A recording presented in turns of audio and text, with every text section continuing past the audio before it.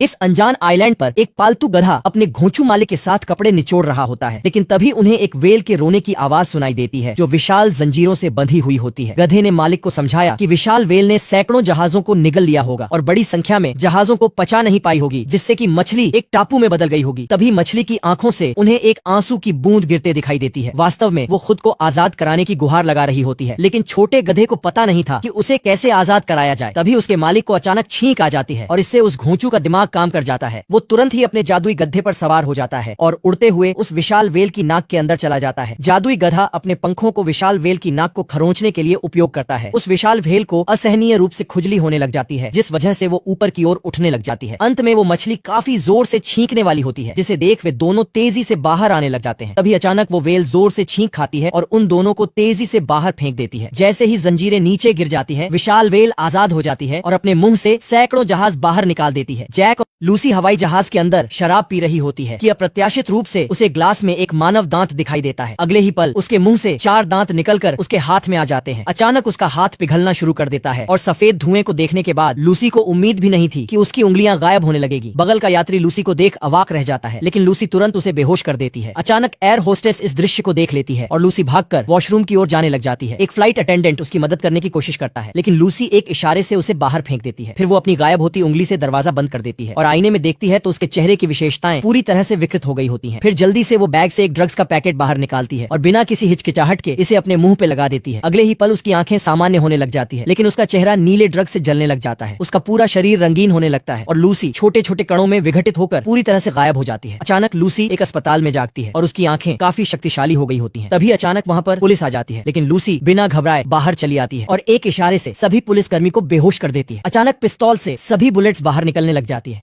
इस अरबपति आदमी को गाड़ी चलाते वक्त अचानक हार्ट अटैक आ जाता है और अगले ही पल उसकी मौत हो जाती है। उसके अशिक्षित बेटे को उसका सारा धन विरासत में मिल जाता है और उसकी बेटी जो एक अच्छी लड़की थी उसको केवल एक रहस्यमयी तहखाना मिलता है। पहले तो एली को लगता है कि उसके पिता ने उसके लिए एक भूमिगत तिजोरी छोड़ी है, लेकिन जब वो तहखाने के अंदर दाखिल होती है तो वहाँ पर केवल एक जर्जर चेहरे वाला बूढ़ा आदमी मौजूद होता है। एली हैरान होकर उस बूढ़े इंसान की सांसें चेक करने के लिए जाती है, लेकिन बूढ़ा आदमी अचानक एक अजीब सी चीख निकालता है। फिर उसका पूरा शरीर कांपने लग जाता है। एली इतनी ज्यादा डर जाती है कि वह भागकर बाहर चली आती है। वह हैरान थी कि उसके पिता ने उसे विरासत में ये बूढ़ा आदमी क्यों छोड़ा है। अगले दिन वो सच्चाई का पता लगाने के लिए फिर से कॉलर के पास जाती है और बूढ़ा आदमी जब सो रहा होता है तो एली चुपके से उसके फिंगरप्रिंट्स ले लेती है, लेकिन बूढ़ा आदमी अचानक अपनी आंखें खोलता है और एली के बारे में सब कुछ बताने लग जाता है, जिसमें उसका बर्थमार्क भी शामिल होता है। एली काफी अचंभित हो जाती है और जल्दी से उंगलियों के निशान चेक कराने के लिए भागती है। वो पहचान के लिए पुलिस स्टेशन में एक दोस्त के पास जाती है, लेकिन जांच का नतीजा एली को पूरी तरह से हैरान कर देता है, क्योंकि वो बूढ़ा आदमी ही एली का असली पिता होता है।